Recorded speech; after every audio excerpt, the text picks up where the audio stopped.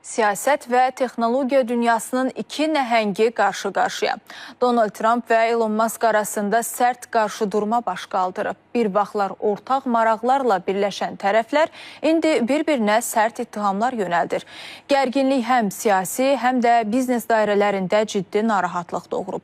Ekspertlər bu qarşıdurmanın təkcə şəxsi xarakter daşımadığını, böyük iqtisadi və siyasi nəticələrə yol aça biləcəyini deyirlər. Is the only reason we can now send American astronauts into space. Amerika Birləşmiş Ştatları prezidenti Donald Trumpla milyarder Elon Musk arasında münasibətlər gərginləşib.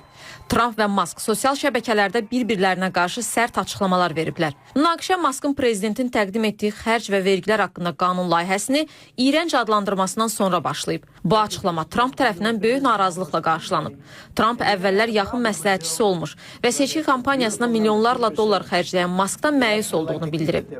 But I'm very disappointed because Mən ondan məyus oldum. Ona çox kömək eləmişəm. Elon narazıdır. Çünki mən onun elektrik avtomobilləri mandatını əlindən aldım. Və bu elektrik avtomobilləri üçün böyük məbləğdə pul idi. Və bilirsiniz ki, onlar hazırda elektrik avtomobilləri ilə bağlı çətinliklər çəkirlər. Və bizdən milyardlarla dollar subsidiya ödəməyimizi istəyirlər.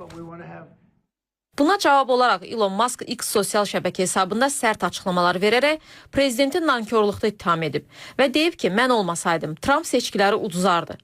Tesla şirkətinin rəhbəri Trumpın impeachment edilməli və onun yerinə vitse-prezident J.D. Vance'in gətirilməli olduğunu bildirib.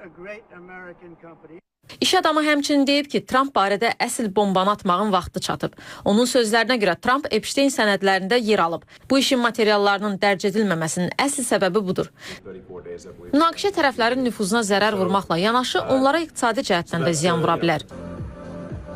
Belə ki, Trump Musk'ı onun şirkətləri, o cümlədən SpaceX ilə hökumət müqavilələrini ləğv etməklə və onlara verilən bütün subsidiyaları ləğv etməklə hədələyib. İş adamı isə astronavtları beynəlxalq kosmik stansiyaya daşımaq üçün istifadə edilən Dragon kosmik gəmisini istismardan çıxarmaqla hədələyib. Musk-Trump qarşıdurması fonunda Tesla şirkətinin səhmləri 15% ucuzlaşıb. Bu, son 3 ayda bir gündə yaşanan ən böyük itki olub. SpaceX birjada ticarətə çıxarılmayıb. Musk Trumpın seçki kampaniyasına 250 milyon dollardan çox vəsait xərcləyib və onun administrasiyasında çalışıb.